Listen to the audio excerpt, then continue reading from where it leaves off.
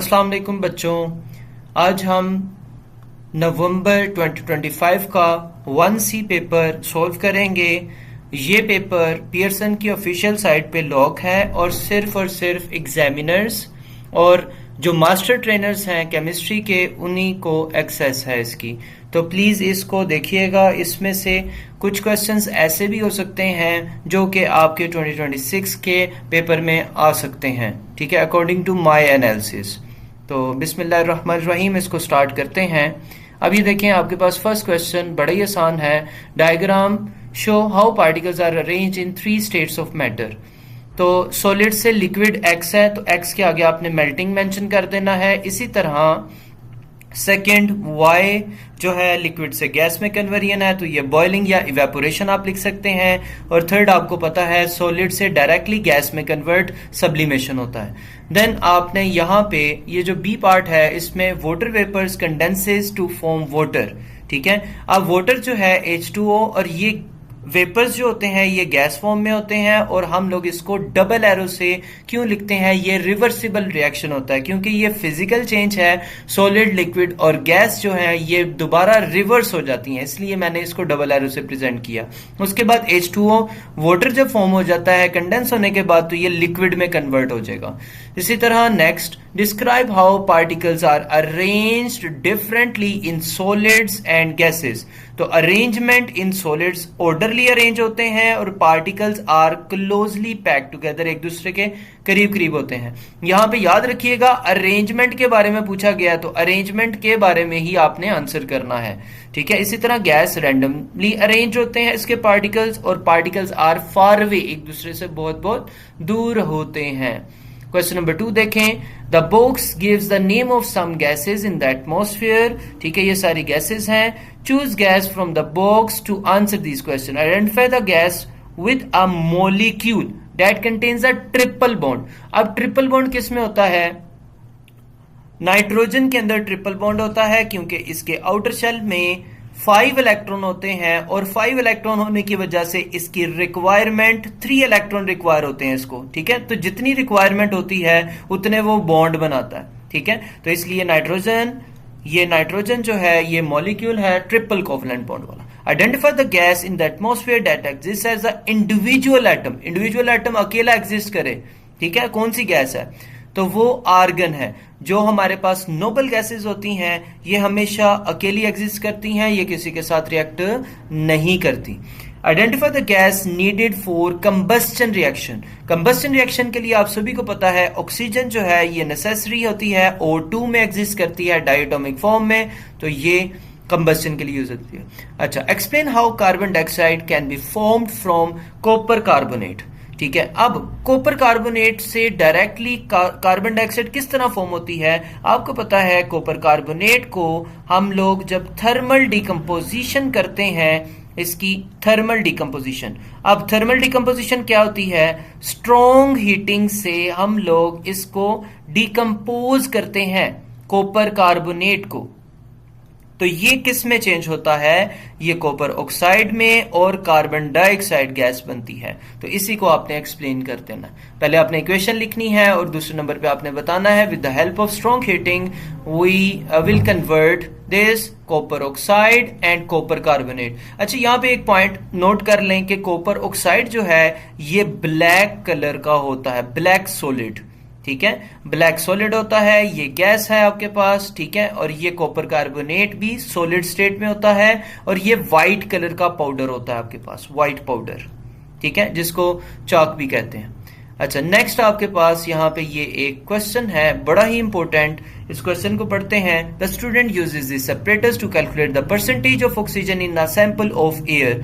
Wait iron wool है, ठीक है, कॉलम ऑफ एयर है, वाटर है, ठीक है। This is the students method. Measure the initial height of column of air, level the apparatus for 1 week, measure the final height of the column of air, the table shows the student results, ठीक है।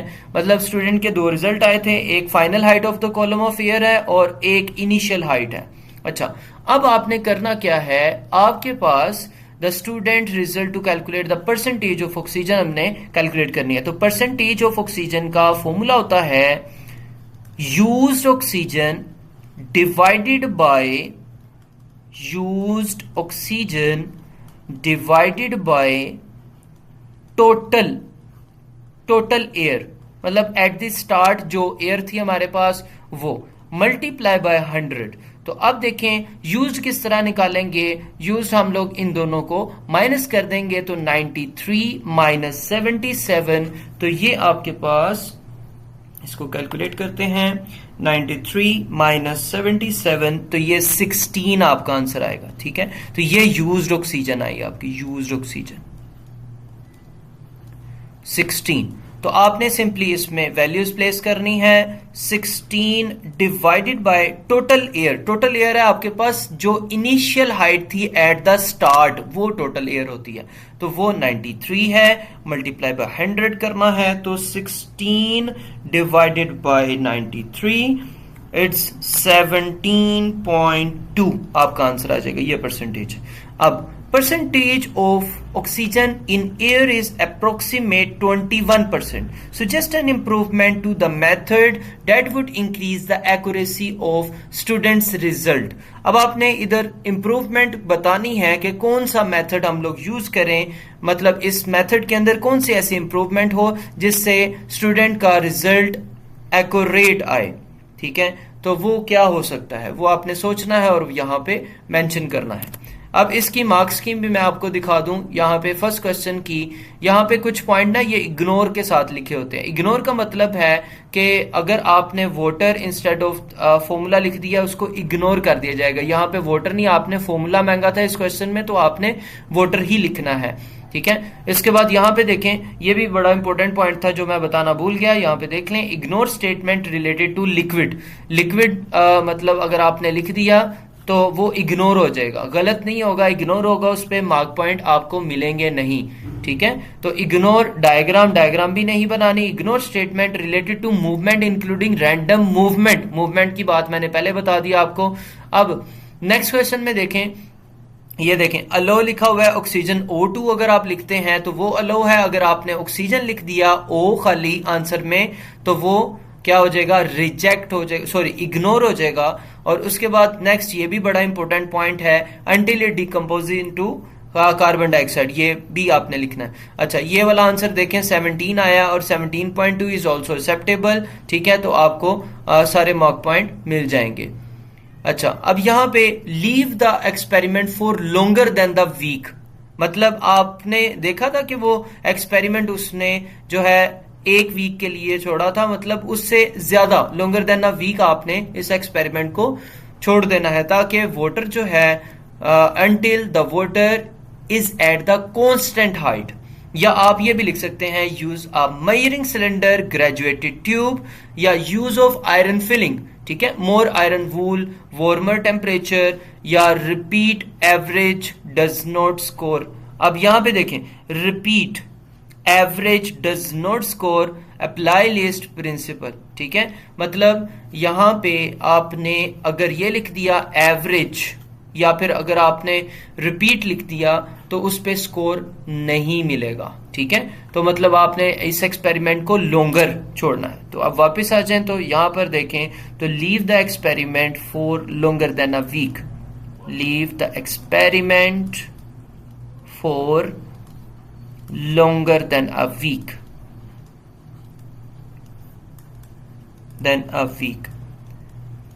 अच्छा जी, next question बड़ा ही important question है और ये इसके चांस हैं 100%। अकॉर्डिंग टू माय एनालिसिस इसके 100% चांसेस हैं कि ये आपके पियर्सन के पेपर में आ सकता है। अच्छा, अब देखें, ये आपके पास x जो है ये आपके पास पॉजिटिव साइन वाला है, तो ये आपको पता है प्रोटॉन होंगे, और ये जो w है ये आपके पास न्यूट्रॉन्स है। ठीक है, न्यूट्रॉन्स के ऊपर कोई चार्ज नहीं होता, और ये y जो है ये इलेक्ट्रॉन्स हैं आपके, और ये जो है ये न्यूक्लियस है। अब which particle is a proton, तो प्रोटॉन जो है वो x है, तो आपने इधर x को मार्क कर देना है।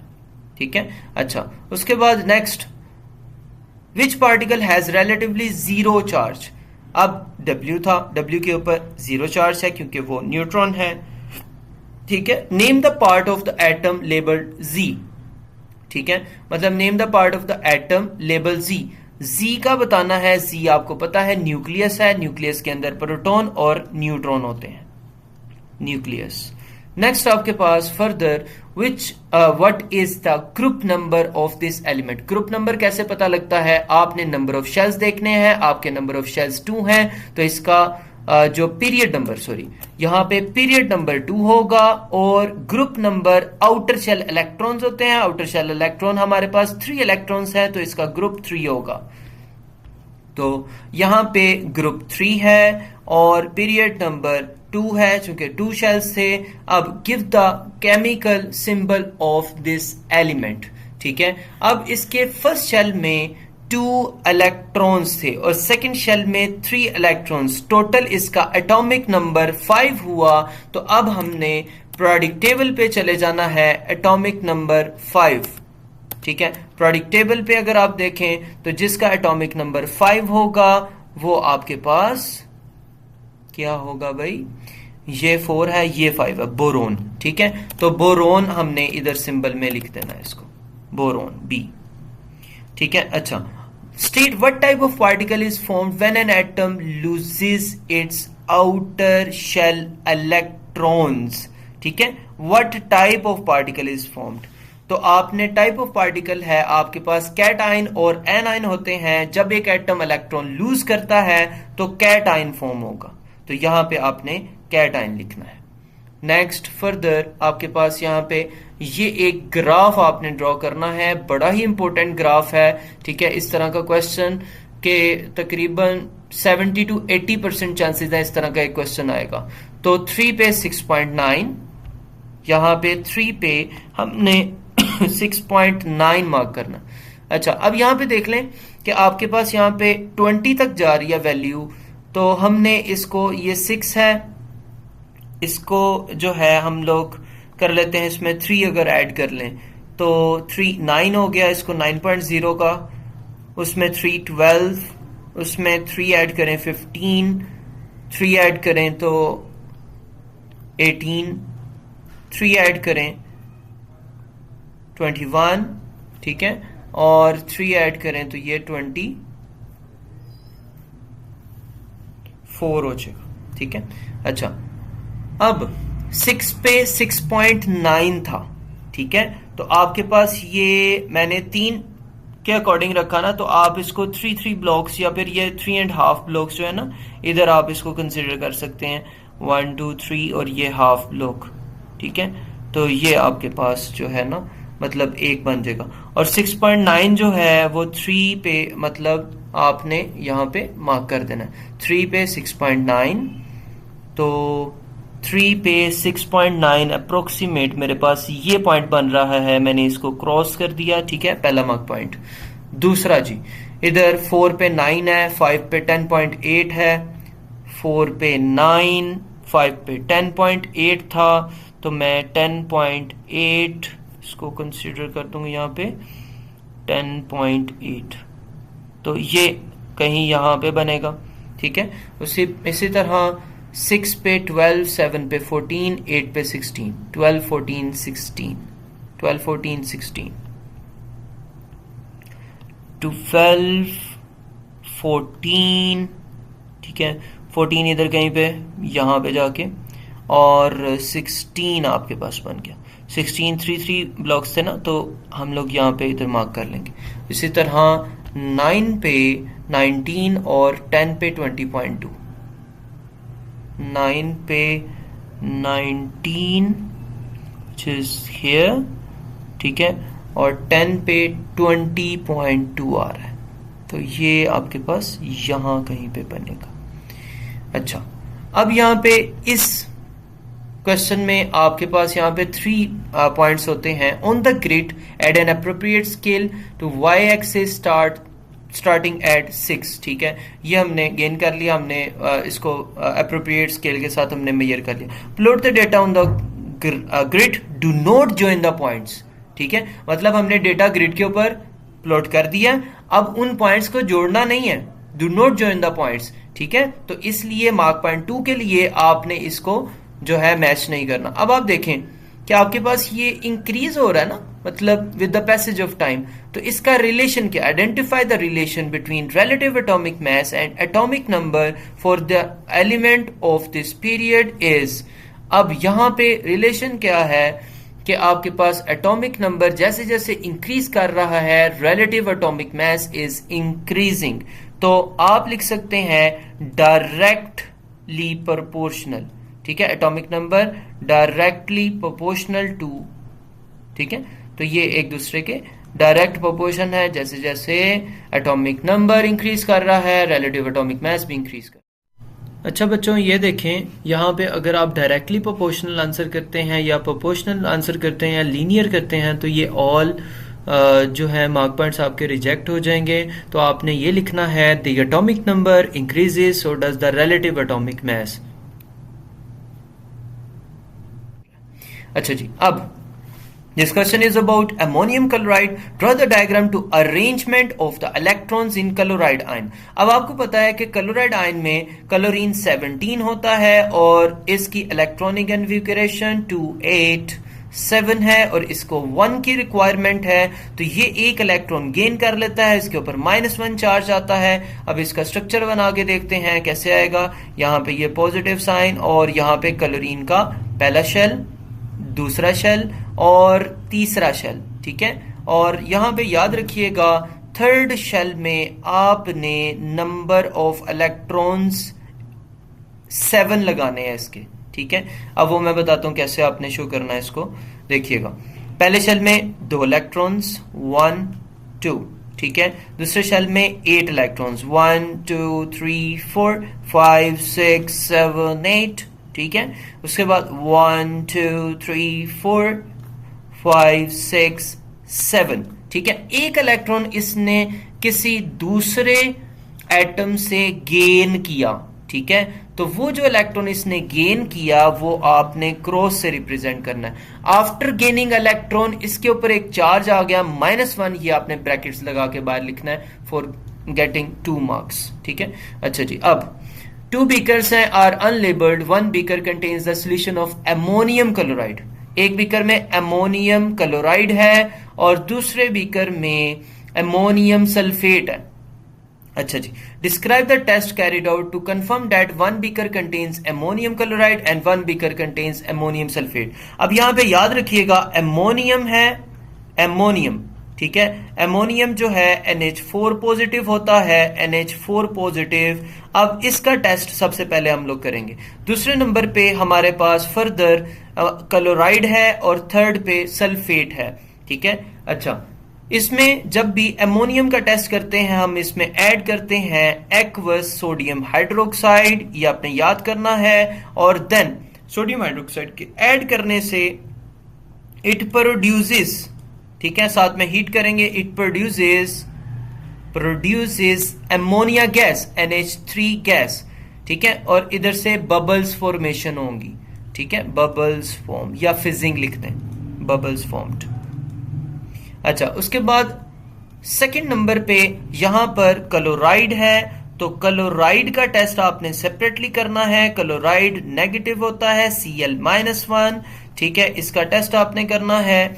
इसके टेस्ट के लिए आप क्या करते हैं, add aqueous nitric acid HNO3 nitric acid, then add plus इसमें ऐड करना है silver nitrate solution AgNO3 solution, ठीक है। तो ये सिल्वर नाइट्रेट सोल्यूशन, तो ये व्हाइट कलर के प्रेसिपिटेट शो करता है, व्हाइट प्रेसिपिटेट PPT, ठीक है। उसके बाद थर्ड नंबर पे सल्फेट है आपके पास। सल्फेट का टेस्ट जब भी आप करेंगे आपको पता होना चाहिए कि सल्फेट SO4 -2 होता है। इसका टेस्ट क्या है इस। अच्छा बच्चों, सल्फेट आयन के टेस्ट के लिए हम लोग सबसे पहले नाइट्रिक एसिड या हाइड्रोक्लोरिक एसिड ऐड करेंगे अमोनियम सल्फेट में, तो फिर उसके बाद ऐड बेरियम क्लोराइड। पहले आपने नाइट्रिक एसिड ऐड करना है, देन बेरियम क्लोराइड ऐड करना है, तो व्हाइट कलर के प्रेसिपिटेट फॉर्म होंगे। अच्छा, अब यहाँ पे ये चीज मैं आपको बता दूं, रिजेक्ट एड सल्फ्यूरिक एसिड, अगर आपने यहाँ पे सल्फ्यूरिक एसिड लिख दिया नाइट्रिक या हाइड्रोक्लोरिक एसिड के अलावा, तो आपका मार्क पॉइंट रिजेक्ट हो जाएगा।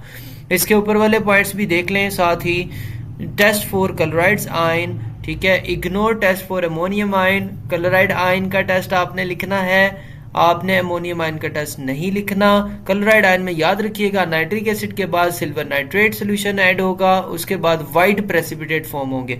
यहां पर भी रिजेक्ट है, अगर आपने हाइड्रोक्लोरिक एसिड लिख दिया लूजेस मार्क पॉइंट 1 और 3, आपके मार्क पॉइंट डिडक्ट हो सकते हैं, तो प्लीज बी केयरफुल बच्चों। क्वेश्चन जो है यहां पे देखें, अब student draw a diagram to show the formation of solid ammonium chloride in the glass tube. ठीक है, ये अमोनिया सोल्यूशन में डिप है और ये हाइड्रोक्लोरिक एसिड में, और अमोनिया क्लोराइड इसने। Explain the mistake in the diagram. अब आप मुझे एक चीज बताएं, दोनों एमआर कैसे फाइंड करेंगे? हमारे पास हाइड्रोक्लोरिक एसिड का फॉर्मूला ये होता है, इसका 1 है, इसका 35.5, इसका 36.5 एमआर होता है मोलर मैस।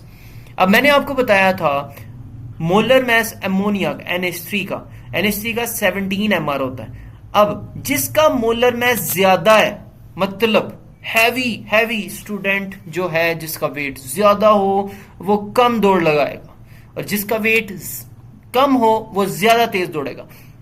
अब देखें अमोनिया जो है वो ज्यादा तेज दौड़ लगानी चाहिए ना भाई, इसने ज्यादा डिस्टेंस ट्रेवल करना है, तो इसका मतलब अमोनियम क्लोराइड जो है, पहली मिस्टेक, अमोनियम क्लोराइड जो रिंग फॉर्म है, रिंग फॉर्म नियरर, किसके नियरर है भाई?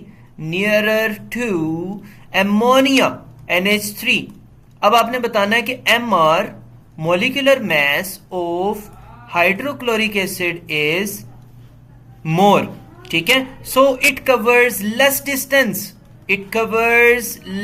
डिस्टेंस, ये कम डिस्टेंस कवर करेगा, लेस डिस्टेंस, जिसकी वजह से रिंग जो है फॉर्म इसके करीब होनी चाहिए थी, बट यहां पर जो है रिंग इसके करीब फॉर्म नहीं हो रही। ठीक है, और यहां पे ये भी बताना है मॉलिक्यूलर मास ऑफ अमोनिया जो है इज लेस। ठीक है, so it covers, it travels, covers या फिर आप ट्रेवल भी लिख सकते हैं, इट ट्रेवल्स मोर। ठीक है, इसने ज्यादा ट्रेवल करना है, और इस वजह से ये दो मिस्टेक्स हैं इसकी। ठीक है, अच्छा, अब अमोनिया जो है आप सभी को पता है अमोनिया गैस स्टेट में होती है, और हाइड्रोक्लोरिक एसिड एक्वस, जितने भी एसिड्स हैं वो एक्वस में होते हैं, और अमोनियम क्लोराइड ही हमारे पास सोल्ट है, और अमोनियम निकला स्नैप से। ठीक है, तो ये अमोनियम जो भी साल्ट होगा वो हमारे पास एक्वस में होगा। ठीक है, अच्छा जी, नेक्स्ट क्वेश्चन देखते हैं, बड़ा important. The question is about displacement reaction. Displacement reaction के अकॉर्डिंग है, a student using this method to investigate what happen when excess metal is added to a solution of copper sulphate. Pour some copper sulfate solution into a polystyrene cup, record the temperature, add excess metal W to the polystyrene cup and stir the mixture. ठीक है, record the maximum temperature reached, calculate the temperature increase of the solution. ठीक है, अच्छा, अब the student repeat the method for metal X, metal Y, metal Z. 3 metals के साथ इसने repeat किया। For each metal the student record 3 set of results. Give the reason why the student could not use copper carbonate instead of copper sulphate. ठीक है, मतलब इधर एक reason आपने बतानी है कि कॉपर कार्बोनेट क्यों नहीं यूज कर सकते इंस्टेड ऑफ कॉपर सल्फेट के। ठीक है, अच्छा, अब आप मुझे खुद सोच के बताएं, कॉपर कार्बोनेट, क्या ये कॉपर कार्बोनेट सोल्यूबल होता है कि इनसोल्यूबल होता है? मैंने आपको बताया था all carbonates are insoluble except SNAP. ठीक है, तो स्नैप में आपके पास जो ये सोल्यूशन बनता है, जिस तरह अभी ये इसने बताया, ये क्या बताया इसने, copper sulphate is the solution. ठीक है, तो सल्फेट जो है वो सारे के सारे सोल्यूबल सॉल्ट होते हैं, तो आपने लिखना है कि कॉपर कार्बोनेट जो है वो इनसोल्यूबल है, इनसोल्यूबल सॉल्ट है। ठीक है, इसलिए हम लोग उसको यूज नहीं कर सकते, वो इनसोल्यूबल रहेगा और जो है इसके साथ मिक्सचर के साथ मिक्स नहीं होगा। अच्छा, explain why a polystyrene cup is used instead of glass beaker. Glass beaker की जगह यहाँ पे पॉलीस्टाइरीन कप क्यों यूज किया हमने, तो ये चीज अब हमने देखनी है। Polystyrene cup is use instead of glass beaker. ठीक है, अब पॉलीस्टाइरीन कप क्या काम करता है, प्रिवेंट मतलब less heat loss to surrounding, less heat loss to surrounding. अब ये 100% प्रिवेंट नहीं करता हीट लॉस, ठीक है, तो इसलिए less heat loss to surrounding. उसके बाद ये क्या करता है, ये प्रिवेंट कर रहा है ना, यहां पे prevent less heat to surrounding. उसके अलावा लेस हीट लॉस तो हमने लिख दिया। Polystyrene cup is an insulator, आपने ये भी लिखना है। ठीक है, तो ये 2 मार्क पॉइंट बड़े important. Next, give 2 variables the student should control in the investigation. अब यहां पे 2 वेरिएबल्स आपने बताने हैं कि कौन से ऐसे 2 वेरिएबल हैं जो students should control in the investigation. ठीक है, अब आप खुद सोच के बताएं। हमने टेम्परेचर जो है, इंक्रीज ऑफ द सोल्यूशन जो है वो मेजर किया, उसके बाद मैक्सिमम टेम्परेचर रीच मेजर किया आफ्टर सम टाइम। ठीक है, तो ये मेथड 3 डिफरेंट मेटल्स के साथ किया। तो आपको क्या लगता है कि हम लोग क्या चीज मतलब कंट्रोल करेंगे। अब आपके पास पहला variable concentration of sulphuric copper sulphate है, वॉल्यूम ऑफ कॉपर सल्फेट भी लिख सकते हैं, रेट ऑफ स्टीयरिंग लिख सकते हैं, surface area of metal, same initial temperature या सेम पॉलीस्टाइरीन कप। अब यहाँ पे ये चीज देख लीजिएगा, इग्नोर सेम मैस। अगर आपने मैस या अमाउंट का जिक्र किया तो वो इग्नोर हो जाएगा। और if no reference to concentration and volume allow amount of copper sulphate, जो आपने इन्वेस्टिगेशन में कंट्रोल करने हैं। अच्छा, नेक्स्ट देखें, the table shows the students results. अच्छा जी, मीन टेम्परेचर इंक्रीज। अब ये डिफरेंट एक्सपेरिमेंट 1 2 3 से, और ये मीन टेम्परेचर इंक्रीज उसने बताया। अब आपने देखना है कि increase for metal y, metal y जो है इसमें 6.1 है, 6.3 है, 6 है। तो आपने इन तीनों को ऐड करना है। ठीक है, ऐड करने के बाद टोटल नंबर ऑफ एक्सपेरिमेंट्स 3 हैं, तो उस पर डिवाइड कर देना। तो ये आपके पास 18.4 बनता है, और इसको हम लोग जब 3 पे डिवाइड करें तो ये 6.133 बन रहा है। अच्छा, अब हमें क्वेश्चन में क्या कहा गया, कैलकुलेट द मीन टेम्परेचर। हमने मीन टेम्परेचर कैलकुलेट किया, 2 मार्क्स का, तो वर्किंग कर लीजिएगा। 6.1 प्लस 6.3 प्लस 6.0। ठीक है, तो अब इसको 3 पे डिवाइड करेंगे तो ये आंसर आया 6.13। अच्छा, अब आपको कहता है 2 सिग्निफिकेंट फिगर लिखो, तो आपका पॉइंट के बाद अब 1 डिजिट होना चाहिए, तो 6.1। अगर आप कॉन्फिडेंट हैं कि आपका आंसर बिल्कुल आप एग्जैक्ट लिख सकते हैं, तो पियर्सन एंड एक्सेल आपको अलाउ करता है कि आपको पूरे मार्क्स दिए जाते हैं जब आप आंसर लिख देते हैं, जस्ट आंसर, और वो एक्यूरेट होना चाहिए। Explain whether the anomalous result in experiment 2 could have been caused by stirring the mixture too quickly. ठीक है, anomalous result। अब यहां पे आप मुझे बताएं कि ये as stirring too quickly would increase the rate of reaction, would not have reduced the amount of heat production. ये मार्क पॉइंट 2 है, आप 1 मार्क पॉइंट का था, तो इसलिए आप इसके आंसर में इन सभी जो पार्ट्स में से कोई भी एक आंसर कर सकते हैं। अब यहाँ पे देख लें, रिजेक्ट क्या है, reject answers which indicates that steering would have caused the error. Yes, this score 0 for the question, मतलब स्टीयरिंग से कोई एरर यहाँ पर नहीं होगा। अब स्टीयरिंग से हो क्या रहा है, temperature increases should not be lower than expected 1/3। ठीक है, और यहाँ पे ओवरऑल टेम्परेचर चेंज भी आप लिख सकते हैं, should be similar same as experiment 1 और 3। ठीक है, अदर OWTT मतलब होता है कि other words to that effect, तो आप इसमें से कोई भी 1 मार्क पॉइंट का आंसर आप कर सकते हैं। अच्छा जी, अब यहाँ पे explain the order of reactivity. अब वापस आ जाएं, अब देखें आपके पास मीन टेम्परेचर इंक्रीज किसका है, सबसे ज्यादा किसका है, Z का, उसके बाद Y का है, फिर हमारे पास W का है, देन X, ZYWX, ये इसकी रिएक्टिविटी आ जाएगी ZYWX। ठीक है, तो आपने देखना है कि जो ज्यादा रिएक्टिव होता है ना वो पहले आएगा। Explain why metal X could be silver. अब ये जो मेटल एक्स है, आपको पता है कि जो सिल्वर होता है ना, वो बहुत ज्यादा लीस्ट रिएक्टिव होता है, वो किसी चीज के साथ रिएक्ट नहीं करता। इसकी वजह से अब यहां पे आपने सिल्वर इसलिए है क्योंकि due to least reactivity, reactive, it does not react. 1 mark point ये है, और ये दूसरा mark point it doesn't react, वो रिएक्ट करता ही नहीं है, रिएक्ट, ठीक है। Least reactive in metal series आप कह सकते हैं, या फिर जस्ट लीस्ट रिएक्टिव लिखते हैं मेटल सीरीज। होपफुली इसकी भी समझ लग गई होगी। अब नेक्स्ट आपके पास है प्रोसेस 1, क्रूड ऑयल है, उसको कैरोसिन में चेंज किया। प्रोसेस 2 है कैरोसिन ऑयल और ऑक्टेन और इथीन में। Give the name of the process 1। Crude oil से कैरोसिन में चेंज करें जब, तो ये इसको फ्रैक्शनल डिस्टिलेशन कहते हैं। फ्रैक्शनल डिस्टिलेशन कॉलम से पास किया ना, तो इस प्रोसेस का नाम फ्रैक्शनल डिस्टिलेशन होगा। और मैंने आपको जो है फ्रैक्शनल डिस्टिलेशन के एक निमोनिक भी बड़ा अच्छा सा बताया था। Sketch a level diagram show that how kerosene is fraction is obtain from crude oil.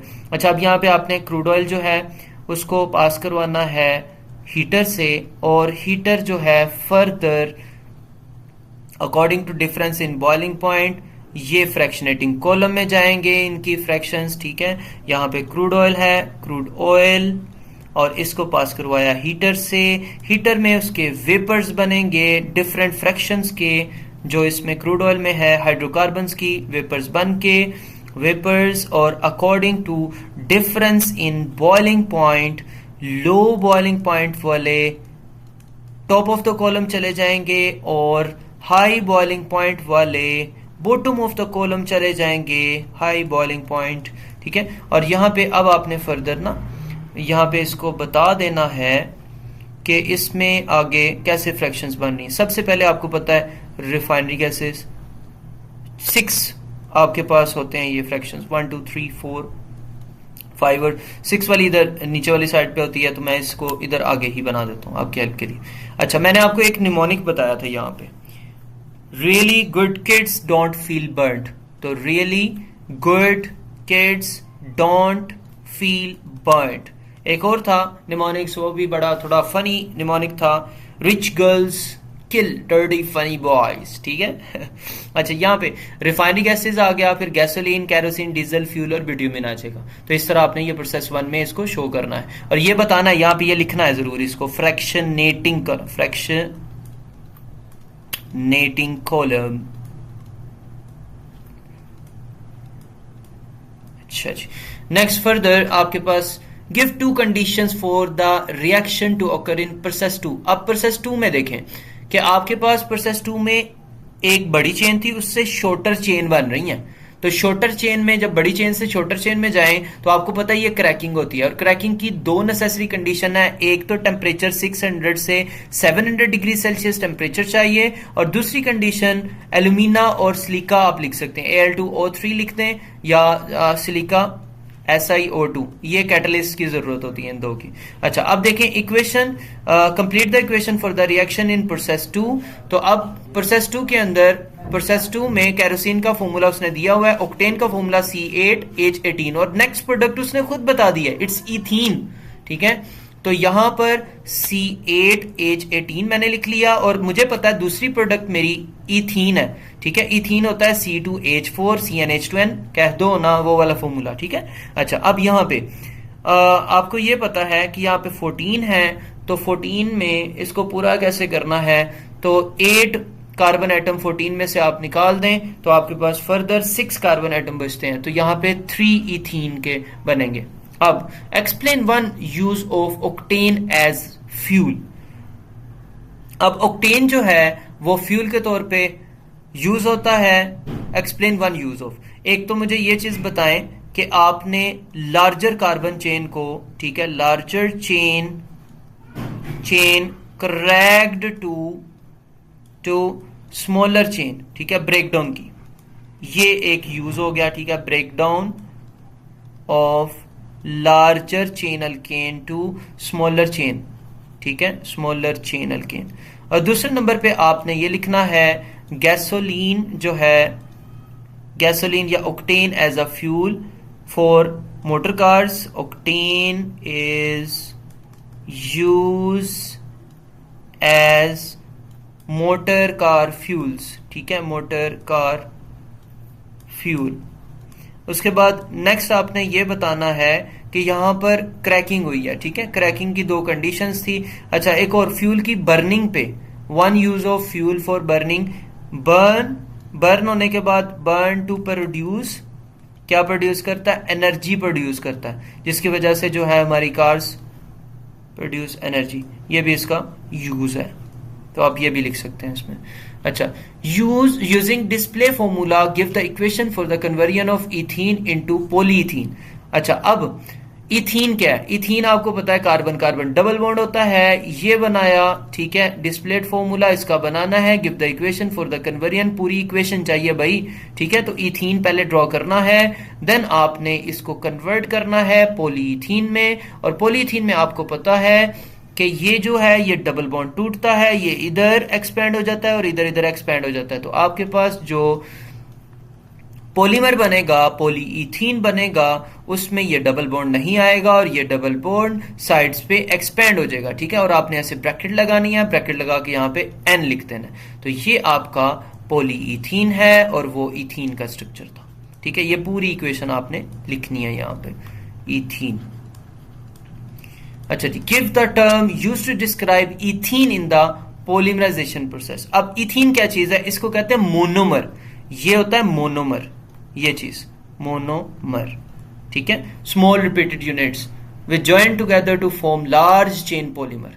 अच्छा जी, नेक्स्ट क्वेश्चन बड़ा ही इंपॉर्टेंट, और अकॉर्डिंग टू माय एनालिसिस मुझे लगता है इस तरह का एक क्वेश्चन आपके 2026 के पेपर में भी आएगा। A student uses this method to investigate the reaction between sodium hydroxide solution and dilute nitric acid, ठीक है। Step 1, pour 20 centimeter cube of dilute nitric acid into 100 centimeter cube of glass beaker. Measure the temperature of the acid. Add 5 centimeter cube of sodium hydroxide solution. Stir the mixture. किया फिर record highest temperature reach. अब आप मुझे खुद सोच के बताएं, temperature जब इंक्रीज हो रहा है एट द एंड, तो ये एक्सोथर्मिक रिएक्शन है, ठीक है, तो ये याद रखना है आपने। अच्छा जी, ये ग्राफ है आपके पास 40 सेंटीमीटर क्यूब वाला, और इधर देखें आपके पास वॉल्यूम ऑफ सोडियम हाइड्रोक्साइड है और यहाँ पे टेम्परेचर चेंज है। अब देखिए ये एक पॉइंट पे कट कर रहा है, अगर आप इसको मजीद जूम करके देखें तो इस पॉइंट पे ये कट कर रहा है, तो आपने इधर से स्ट्रेट लाइन जो है वो नीचे आपने लगा लेनी है, तो ये क्या बनती है, मतलब स्ट्रेट लाइन ये आपके पास बनेगी 20 और ये 25 की 1 2 3 4 5, मतलब 1 ब्लॉक 2 के इक्वल है, तो ये 20.3 बनेगा आपके पास, ठीक है, जिस पॉइंट पे ये कट कर रहे हैं। अब वही कह रहा है, determine the volume of the sodium hydroxide, sodium hydroxide का वॉल्यूम बताओ, ठीक है, at the point where line cross, ये लाइंस क्रॉस कर रही है, हमने इधर पॉइंट को बना लिया, स्केल रख के आपने बनाना है, ये 20.3 आ गया सेंटीमीटर क्यूब।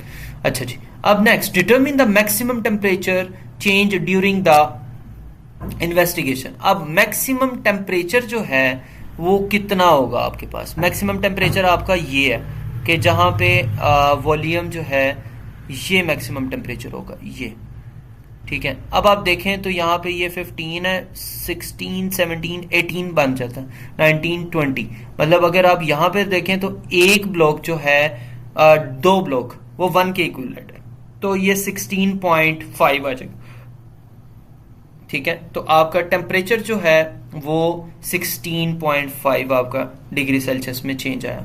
आगे नेक्स्ट देखें तो इसमें बड़ा ही important question, the student makes this statement about the shape of the graph.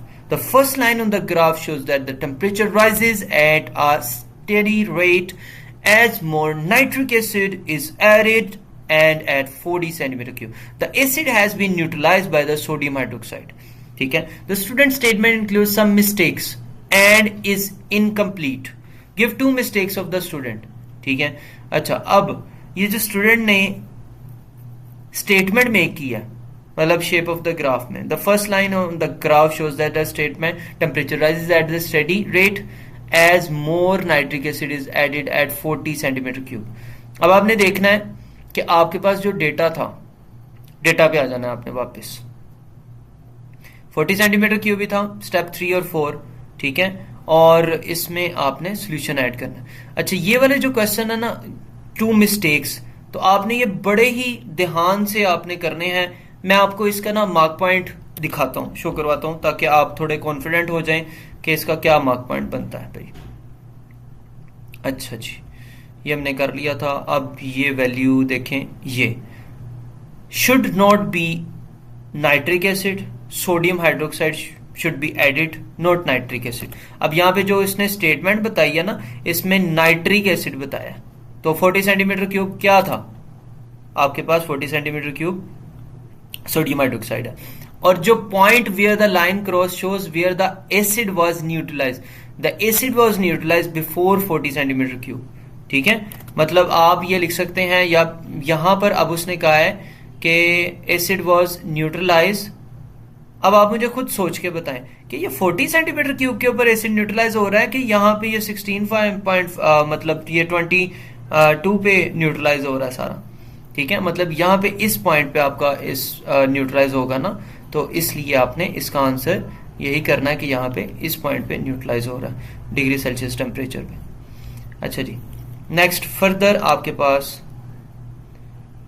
ये क्वेश्चन की होपफुली समझ आ गई होगी। अच्छा, अब मैं इधर आपको एक और चीज बताना चाहता हूँ। यहाँ पे कुछ पॉइंट्स लिखे होते हैं, hello any value between 21.4 to 21.8 centimetre cube, या 21.6 आप लिख सकते हैं, ठीक है। The acid was neutralise at 21.6 centimetre cube, ठीक है। तो बिफोर 40 सेंटीमीटर क्यूब जो है वो एसिड आपका न्यूट्रलाइज हो गया था यहाँ पर। अब ये आपको कैसे पता लगा कि यहाँ पे न्यूट्रलाइज हुआ, तो यहाँ पे आपने देखना है कि 40 centimetre cube has been added, ठीक है, स्टेप 3 और 4 में, until a total of 40 centimetre cube of sodium hydroxide is solution has been added, ठीक है। तो इससे पहले ही मतलब वो हो जाएगा। ये देखें ना, 20 centimetre cube dilute nitric acid into 100, half है ना इसकी कंसेंट्रेशन, और यहाँ पे सोडियम हाइड्रोक्साइड की डबल है, तो नाइट्रिक एसिड पहले ही मतलब न्यूट्रलाइज हो जाएगा। अगर मैं इसका फॉर्मूला यहाँ पे लिखूं आपकी हेल्प के लिए, तो नाइट्रिक एसिड होता है HNO3, reacts with sodium hydroxide NaOH, और इसने क्या बनाना है, सोडियम नाइट्रेट NaNO3, और साथ में वाटर बनता है, ठीक है। तो अब आप मुझे खुद सोच के बताएं कि हाइड्रोजन एक ही मतलब ये देगा, एसिड जो है हाइड्रोजन डोनेट करता है, और सोडियम हाइड्रोक्साइड जो है वो OH नेगेटिव आयन डोनेट करता है, तो ये मिलकर आपके पास वाटर बनाते हैं ना। तो इसको तो हाफ चाहिए, मतलब न्यूट्रल होने के लिए 20, और इसकी भी 20 क्वांटिटी चाहिए, एक एक चाहिए ना, मतलब आपको हाइड्रोजन एक चाहिए और OH भी एक ही चाहिए, तो इसकी आपके पास ये 20 पे न्यूट्रलाइज हो जाएगा, या फिर आप 20 पॉइंट समथिंग कुछ भी इसमें लिख सकते हैं। Add another sentence to complete the student statement. अब आप इसमें कुछ और सेंटेंस भी ऐड कर सकते हैं। अब वो सेंटेंस जो है एनी स्टेटमेंट, अगर आप इसको रिव्यू करें, a suitable description as example the temperature decreases after neutralisation point, मतलब टेम्परेचर डिक्रीज हो रहा है न्यूट्रलाइजेशन पॉइंट पे। और दूसरा, the second line shows that there is no further reaction and the cool sodium hydroxide solution decreases the temperature, temperature जो है वो डिक्रीज कर रहा है, ठीक है। तो आपने यहाँ पे ये मार्क पॉइंट इंक्लूड कर देना। नेक्स्ट, अगर आप ये क्वेश्चन देखें तो ये बड़ा ही इंपॉर्टेंट क्वेश्चन है। इसमें देखें, the student repeat in the investigation, the student start with 25 centimetre cube of dilute nitric acid at 19 degree Celsius, the student find the 25 centimetre cube of sodium hydroxide solution is needed to completely neutralise, ठीक है। अच्छा, dilute nitric acid 25 है और sodium hydroxide भी 25 है। अब दोनों का रिएक्शन होता है, आपको पता है, रिएक्शन होके वो न्यूट्रलाइज करेगा, और 19 डिग्री सेल्सियस उसने टेम्परेचर दे दिया, ठीक है।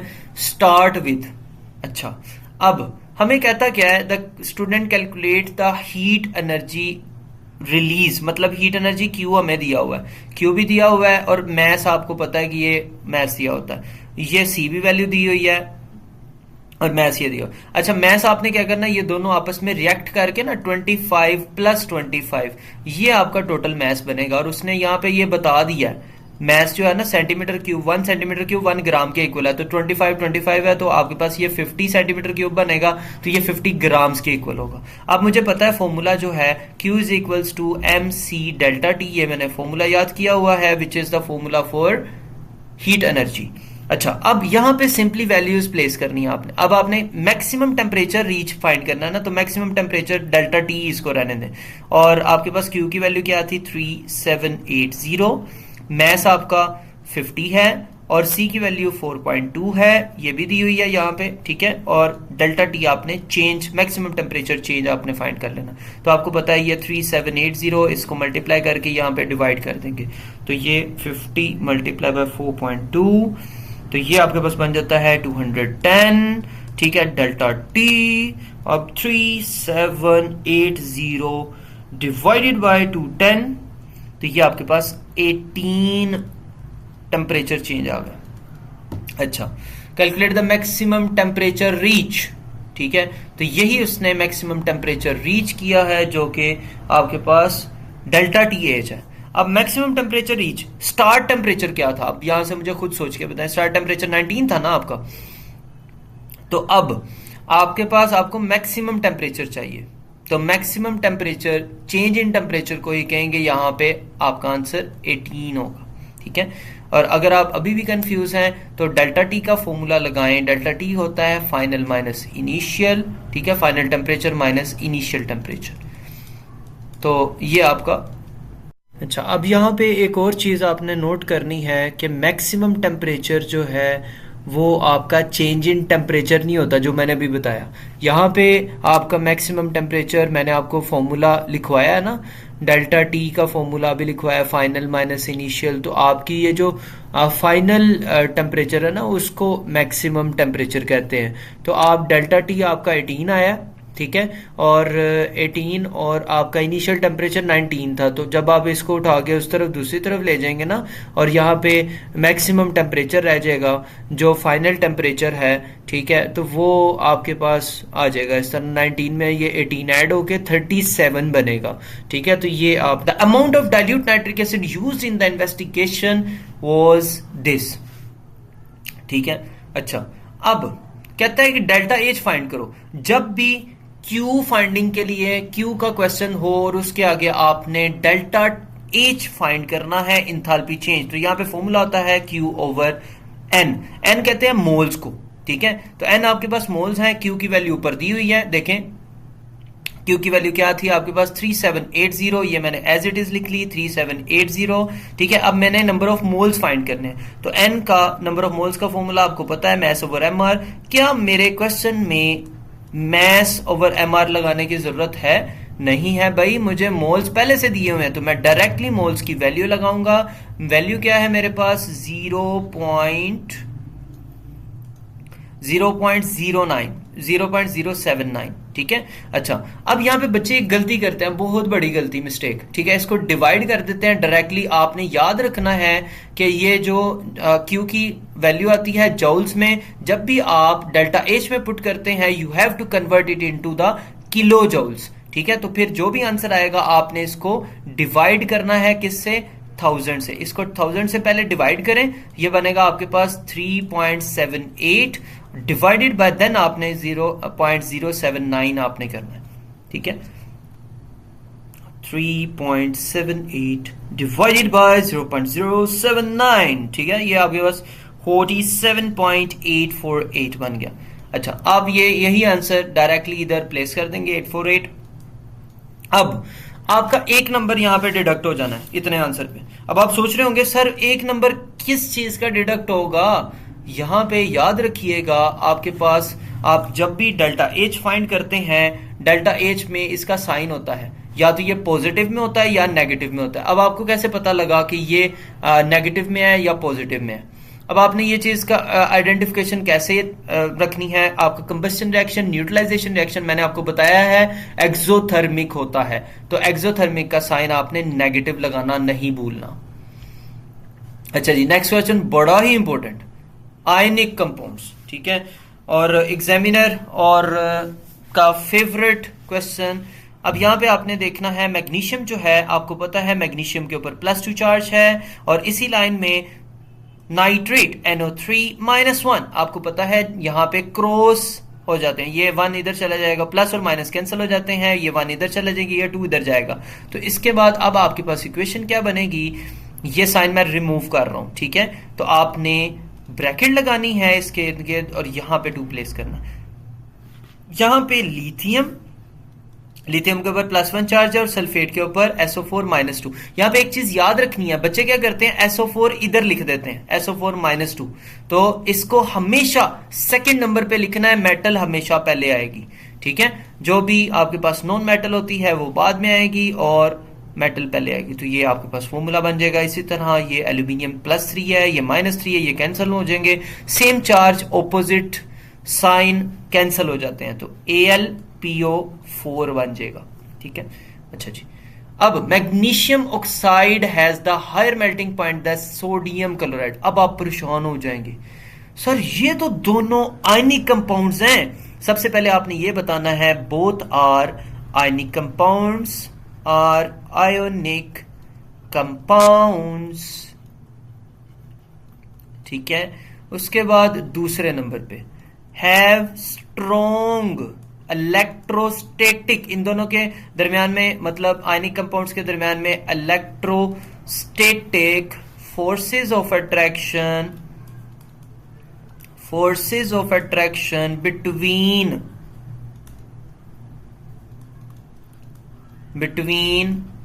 positive and negative ions, ठीक है।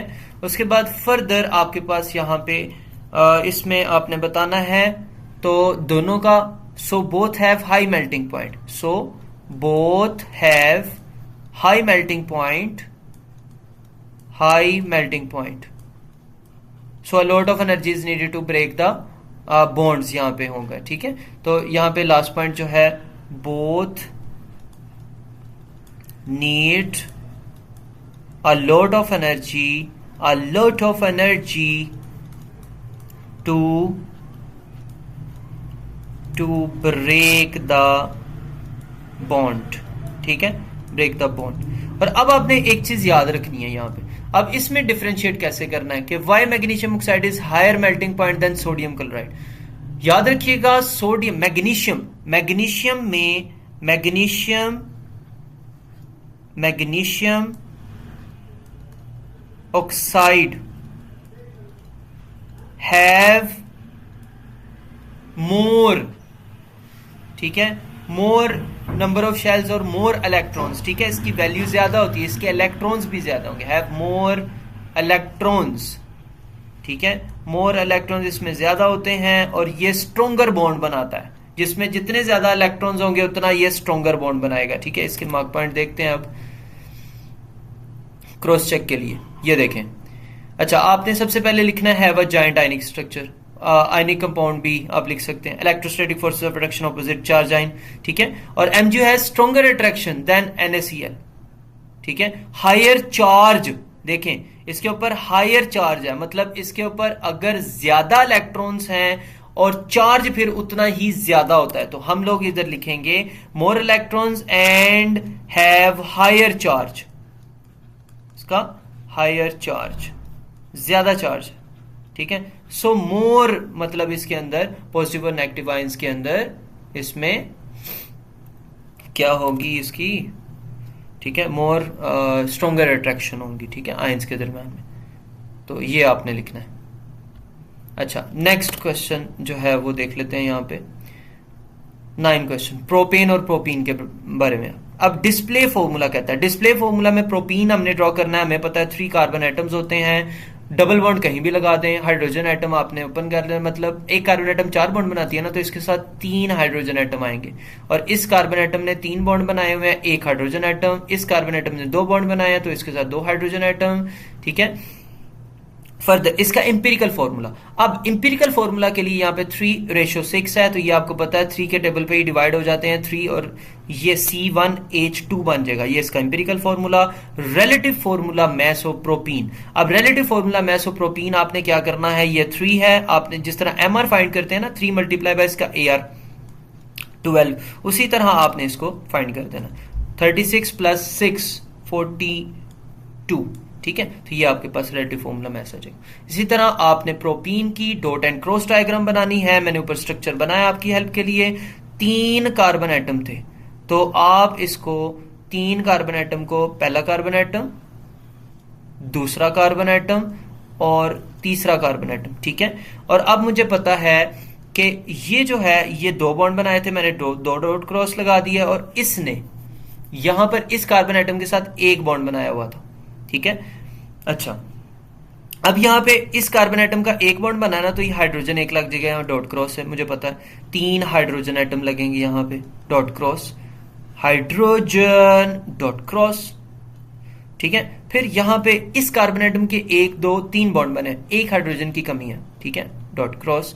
इस कार्बन एटम के साथ 3 हाइड्रोजन एटम नहीं अटैच कर सकते, 2 हाइड्रोजन एटम आएंगे क्योंकि इसने 2 बॉन्ड बनाए हुए हैं ऑलरेडी, ठीक है। बच्चे यहाँ पे ये भी गलती कर देते हैं, यहाँ पे 3 हाइड्रोजन एटम बना देते हैं, तो ये आपने करेक्ट मेंशन करना है इसको, डॉट क्रॉस। अच्छा जी, next question, propene and propane react with bromine, which row show correct number of products of reaction. अब प्रोपीन एंड प्रोपेन याद रखिएगा, अब प्रोपीन जो है ब्रोमीन के साथ जब भी रिएक्ट करता है तो कितनी प्रोडक्ट्स बनती हैं, सिंगल प्रोडक्ट बनेगी, 1 प्रोडक्ट। तो इसका मतलब या तो आंसर ए है या बी है, तो सी और डी को एलिमिनेट कर देंगे। अच्छा जी, उसके बाद प्रोपेन और ब्रोमीन जब रिएक्ट करते हैं, आपको पता है सब्स्टिट्यूशन रिएक्शन होता है और 2 प्रोडक्ट्स बनती हैं, तो यहां पे B is the right answer. अब give the condition needed to form propane, propane की बात कर रहा है ब्रोमीन के साथ ऐड करने में, ठीक है। कंडीशन, तो यहां पे यूवी लाइट चाहिए, हमेशा जब भी सब्स्टिट्यूशन रिएक्शन होगा तो वहां पे कंडीशन यूवी लाइट होती है।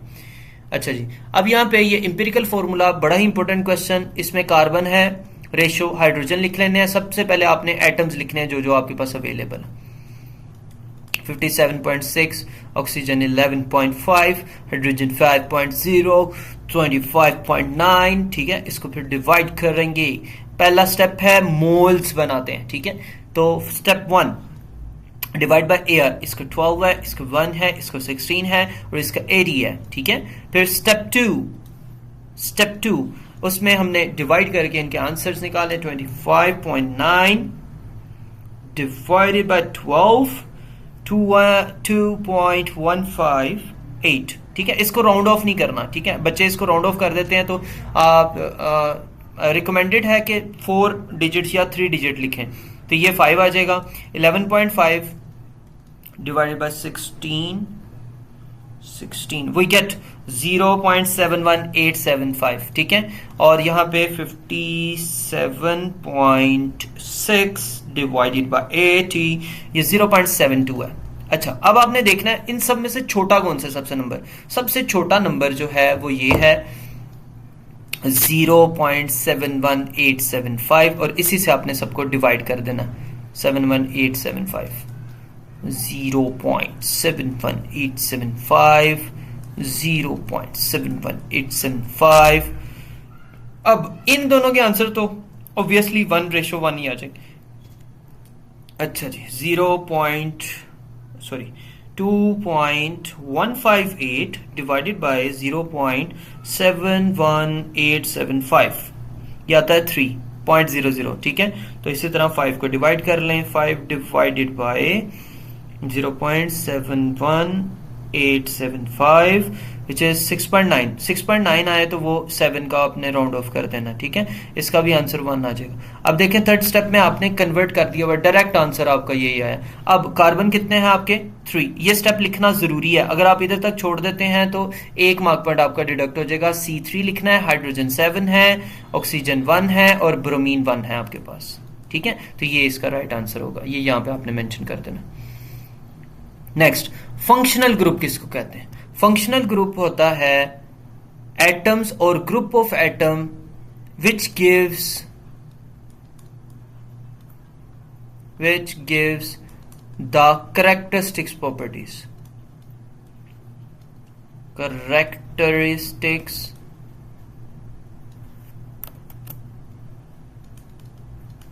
property। जिस तरह अल्कोहल है तो वो एटम और ग्रुप ऑफ एटम्स होते हैं, ये एटम और group of atoms attached to any organic compound, atoms attached to any organic compound, compound which give the characteristic properties. ठीक है, अच्छा अब आइसोमर ऑफ प्रोपीन आपने ड्रॉ करना है। अब यहां पे देखें, ये बड़ी इंपॉर्टेंट बात है, does not have the same functional group. मतलब आइसोमर बनाना है पर उसका फंक्शनल ग्रुप सेम नहीं होना चाहिए। आपको पता है कार्बन कार्बन, प्रोपीन में कार्बन कार्बन डबल बॉन्ड होते हैं, ठीक है, ये प्रोपीन का स्ट्रक्चर होता है, पर ये वाला नहीं बनाना। अब आपने इसमें ये जो फंक्शनल ग्रुप है ना, ये नहीं होना चाहिए। तो अब इसका स्ट्रक्चर कैसे बनेगा? अब इसका स्ट्रक्चर ऐसे बनेगा, आपने इसको साइक्लिक फॉर्म में ड्रॉ कर देना। तो ये आपके पास CH2 ठीक है, और ये CH2 यहाँ पे ऐसे बन जाएगा। अब आप देखें इधर डबल बॉन्ड नहीं लगेगा कहीं भी, तो ये does not have the same functional group, उसका सेम नहीं है, तो ये नहीं बनाना आपने। अच्छा जी, नेक्स्ट क्वेश्चन बड़ा important, aluminium sulphate. Aluminium reacts with sulphuric acid to form aluminium sulphate. This is the equation for the reaction. ये इक्वेशन दी हुई है। टोटल नंबर ऑफ एलिमेंट्स की बात करें तो एल्यूमिनियम है, सल्फर है और ऑक्सीजन है, 3 एलिमेंट है। एटम्स कहता तो फिर हम लोग इसको ब्रैकेट को ओपन करते और सारे नंबर ऑफ एटम्स लिखते। अच्छा जी, सेकंड क्वेश्चन है, पार्ट है उसका, a student uses this method to prepare some aluminium sulphate crystal. Step 1, add powder aluminium to beaker of dilute sulphuric acid and stir. Powder डाला, स्टिर किया, dilute sulphuric, keep stirring, adding powder aluminium until it is excess, filter the reaction mixture. उसके बाद heat the filtrate to evaporate some water, produce saturated solution, allow saturated solution to cool, filter the obtain the crystals and leave to dry. अच्छा, अब step 3, during step 3 the reaction mixture is filtered, identify the substance that remain in the filter paper। अब आप मुझे खुद बताएं सोच के, जब हमने step 3 के अंदर फिल्टर किया था तो जो एक्सेस पाउडर है एल्यूमिनियम पाउडर, वो क्या है? इनसोल्यूबल। तो अब उसने वही चीज पूछी, identify the substance that remain in the filter paper and the substance in the beaker after the filtration. Filter paper पे क्या है? Excess powder aluminium. तो आप यहां पे लिख सकते हैं एक्सेस पाउडर एल्यूमिनियम। ठीक है, आप जस्ट अगर इसका फॉर्मूला AL लिख देंगे वो भी ठीक है। अच्छा, अब यहाँ पे बीकर के अंदर फिल्ट्रेट चला जाता है। बीकर के अंदर फिल्ट्रेट क्या जाएगा? जिस तरह हमारा ये रिएक्शन हुआ था, और फिल्ट्रेट आपको पता है ये फिल्ट्रेट है, यहाँ पे ये एक्वा सोल्यूशन बनाएगा, ये फिल्ट्रेट चला जाएगा। ठीक है, एल्यूमिनियम इसके ऊपर रहा और यहाँ पे फिल्ट्रेट आपके पास चला जाएगा। और फिल्ट्रेट उसने बताया, उसने कहा कि आइडेंटिफाई द सब्सटेंस। फिल्ट्रेट आपका क्या है? Al2SO4 थ्राइस, ये आपका फिल्ट्रेट है जो पास कर गया, एक्वा सोल्यूशन था। ठीक है, फिल्टर पेपर से पास कर गया। अच्छा, state why aluminium is added until it is in excess. क्योंकि all the acid used up, all the acid reacted लिख दें, रिएक्ट। हमें चाहिए था कि सारे का सारा एसिड रिएक्ट हो जाए और टोटल हमारी प्रोडक्ट आ जाए, और बाद में हम लोग उसको फिल्टर करके ना तो सेपरेट कर लें। Explain why powder aluminium is used. अब आप मुझे खुद सोच के बताएं, यहाँ पे पाउडर एल्यूमिनियम क्यों यूज किया, लम्स क्यों नहीं यूज किया? एक तो ये फॉर फास्टर रिएक्शन, इसलिए हम लोग एल्यूमिनियम पाउडर यूज किया फास्टर रिएक्शन के लिए। और दूसरे नंबर पे यहां पर पाउडर एल्यूमिनियम यूज करने का क्या पर्पस है? सरफेस एरिया जैसे जैसे इंक्रीज होता जाता है तो वो मोर रिएक्टिव होता जाता है। ठीक है, तो यही इसकी एक रीजन है, और इसमें आपने इसको प्रॉपर आंसर करना है। ये 2 मार्क पॉइंट का। दूसरा मार्क पॉइंट क्या हो सकता है आपके पास? अब यहां पे powder for faster reaction and as surface area, इसी को एक्सप्लेन करते हैं। Surface area of powder aluminium is more, aluminium is more, so it reacts faster. ठीक है, तो इसलिए हमने इसको यूज किया। ये रीजन आ गई ऊपर, और ये नीचे हमने बता दिया कि क्यों यूज किया। ठीक है, अच्छा अब ये वाला क्वेश्चन बड़ा ही इंपॉर्टेंट, बहुत इंपॉर्टेंट। अच्छा, इसमें ना इस टाइप के क्वेश्चन में the student adds 3.2 grams of aluminium, 0.12 mole of dilute sulphuric acid. इसमें आपने ना 3 पोर्शन में डिवाइड कर लेना अपने पेपर को। देन आपने क्या करना है, आपके पास यहाँ पे 3.2 ग्राम्स ऑफ एल्यूमिनियम है Al।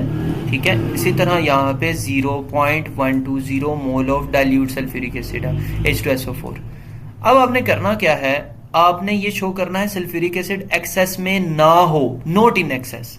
ठीक है, आप ध्यान से समझने की कोशिश कीजिएगा। यहाँ पर इससे आप एल्यूमिनियम निकाल लें, मोल्स एल्यूमिनियम के कैसे निकलेंगे आपको पता है, मैस ओवर एमआर होता है, मैस गिवन है, एमआर इसका 27 होता है। अगर आप इसको 3.2 डिवाइडेड बाय 27 करें तो ये 0.1185, ये मोल्स किसके है, एल्यूमिनियम के। आपने जो भी मोल्स निकालने हैं ना, अब उस मोल को निकाल के मतलब उससे कंपेयर करना, कंपेयर करके दूसरे के मोल्स निकालने। अब आप सोच रहे होंगे सर इसको कंपेयर क्यों करना है, ये तो हमें मतलब दिया हुआ है, ठीक है, कंपेयर क्यों करना है हमने यहाँ पे। अब कंपेयर इसलिए करना है ताकि आपको पता चले कि यहाँ पर हमारे पास एल्यूमिनियम के अगर इतने मोल्स हों तो इसकी रिक्वायरमेंट कितनी है, इसको सल्फ्यूरिक एसिड कितने रिक्वायर है, फिर हमने देखना होता है कि हमारे पास कितने हैं। ठीक है, क्वेश्चन में। तो अब देखें एल्यूमिनियम और सल्फ्यूरिक एसिड हम लोग देख लेते हैं। एल्यूमिनियम जो है वो आपके पास 2 है और सल्फ्यूरिक एसिड 3 है, इसके मोल्स 2 और 3, एल्यूमिनियम 2 है और ये 3 है। ठीक है, अच्छा अब एल्यूमिनियम के मोल्स आ चुके थे 0.1185 रेशियो x। अब इसको क्रॉस मल्टीप्लाई आपने करना है, 0.1185 मल्टीप्लाई बाय, ठीक है, क्रॉस मल्टीप्लाई करना, मल्टीप्लाई बाय 3, ठीक है, फिर आपने उसको डिवाइडेड बाय 2 कर देना, तो ये आपके पास 0.177, मतलब आपको मोल्स जो हैं सल्फ्यूरिक एसिड के इतने रिक्वायर हैं, पर हमारे पास सल्फ्यूरिक एसिड कितना है, वी हैव, ठीक है, मतलब ये रिक्वायरमेंट है 0.177, ठीक है, और ये 0.12 हमारे पास है, तो हमारे पास लेस मोल्स हैं, we have less moles of, ठीक है, तो so aluminium is in excess, ये लिखना आपने। होपफुली इसकी भी समझ लग गई होगी। नेक्स्ट चलते हैं, the student calculate the percentage yield. अब बच्चे यहीं पे कंफ्यूज हो जाएंगे, सर परसेंटेज यील्ड यहाँ पे कैलकुलेट करने के लिए क्या दिया है, फिर यहाँ पे देखेंगे नीचे कैलकुलेट द मैस, ठीक है, तो यहाँ पे मैस भी है, तो आपने मैस कैलकुलेट करना है भाई। और किसका मैस कैलकुलेट करना है, एल्यूमिनियम सल्फेट का। और किस में करना है, यहाँ पे मैं मैस का फॉर्मूला लिख लेता हूँ सबसे पहले। 3 पोर्शन में वही आपने डिवाइड कर लिया, ठीक है, अब होगा वही सेम जो हम लोग स्टार्ट पे करते आ रहे हैं, ठीक है, मैस कैलकुलेशन 3 पोर्शन में डिवाइड कर लें। मैस का फॉर्मूला होता है मोल्स मल्टीप्लाई बाय एमआर, ठीक है, और एल्यूमिनियम सल्फेट का निकालना Al2SO4 थ्राइस, ठीक है। अच्छा मोल्स, अब डेटा देखें, आपके पास डेटा क्या है, आपके पास सल्फ्यूरिक एसिड के मोल्स हैं, ठीक है, सल्फ्यूरिक एसिड के मोल्स मैं अगर यहां पे लिख लूं 0.120 mole of sulphuric acid which is given in the question H2SO4। अब मुझे किसके मोल्स चाहिए, मुझे चाहिए अकॉर्डिंग टू माय फॉर्मूला, मुझे एल्यूमिनियम सल्फेट के मोल्स चाहिए। तो अब मैं क्या करूंगा, H2SO4 को कंपेयर करूंगा इसके मोल्स को Al2SO4 थ्राइस से, ठीक है, जिससे मुझे पता लगेगा कि इसके सल्फ्यूरिक एसिड के सल्फ्यूरिक एसिड के मोल्स अगर 0.120 हों और एल्यूमिनियम सल्फेट के मोल्स कितनी रिक्वायरमेंट है, ठीक है। अब यहाँ पे बच्चे क्या करेंगे, यही काम करेंगे, 0.120 लिख देंगे। आपने 0.120 नहीं लिखना, यहाँ पे आपने सबसे पहले अपनी इक्वेशन पे जाना है, इक्वेशन में से सल्फ्यूरिक एसिड को और एल्यूमिनियम सल्फेट को अंडरलाइन करना है। इसका 1 मोल है, इसके 3 मोल्स हैं, तो सल्फ्यूरिक एसिड के 3 थे, हम लोग यहाँ पे 3 लिखेंगे, और एल्यूमिनियम सल्फेट के 1 मोल है, ठीक है, तो यहाँ पे 1 लिख देंगे। देन आपके पास 0.120 सल्फ्यूरिक एसिड के मोल्स हैं, तो इसके नीचे ही लिखने हैं x। जन क्रॉस मल्टीप्लाई अगर आप करेंगे तो आपके पास मोल्स आ जाएंगे एल्यूमिनियम सल्फेट के, 0.120 डिवाइडेड बाय 3 इट्स 0.04, ठीक है, तो ये आपके पास मोल्स आ जाएंगे एल्यूमिनियम सल्फेट के Al2SO4। अच्छा अब ये मोल्स आ गए, अब आपने डायरेक्टली अपने क्वेश्चन में इसको प्लेस करना है और फाइंड कर देना 0.04, ठीक है। अब एल्यूमिनियम सल्फेट के जो है एमआर नहीं है हमारे पास, अभी इस चीज को भूल जाना, ये मैं बताता हूँ, ये 113% क्या है, क्या बीमारी है इसको। अच्छा जी, अब अगर मुझे एल्यूमिनियम मल्टीप्लाई बाय 2 कर दूं, ये 54 है प्लस 32 इंटू 3, 54 प्लस 96 प्लस अब oxygen 16 multiply by 12 12, 16 multiply by 12, ये बन जाएगा 342। इसका MR आ गया एल्यूमिनियम सल्फेट का, ठीक है। अच्छा 0.04 को इससे मल्टीप्लाई कर देना है आपने, 0.04, तो ये आपके पास 13.68 मोल्स आ जाएंगे, ठीक है। तो आपके पास, सॉरी मोल्स नहीं, ये आपके पास आया मैस, ग्राम्स। अच्छा अब जब जो भी आंसर आया ना, उसने कहा है कि जो भी आपका आंसर आया produce if the yield is 113%, तो जो भी आपका आंसर आएगा 13.68 आया, इसको मल्टीप्लाई कर देंगे 113 से, परसेंटेज है तो डिवाइडेड बाय 100 करेंगे, तो इसी वैल्यू को मैं मल्टीप्लाई बाय 113 कर दूंगा और फिर मैं इसको डिवाइड कर दूंगा 100 से, तो ये मेरी आ रही है वैल्यू 15.4584। तो ये आपकी एक्चुअल वैल्यू है जो मैथ्स आपने फाइंड करना था। अच्छा जी नेक्स्ट देखें, ये suggest a mistake the student made when carrying out the method that caused percentage yield to be greater than 100%। अब ये इस तरह के ट्रिकी क्वेश्चन आपसे पूछे जाते हैं। अब आपने suggest the मिस्टेक बतानी है आपने, ठीक है। परसेंटेज यील्ड जो है वो आपकी ज्यादा क्यों आई है, ठीक है। इसको हम लोग उधर से डायरेक्टली मैं आपको बता देता हूँ मार्क स्कीम से। तो इसकी मार्क स्कीम देख लेते हैं।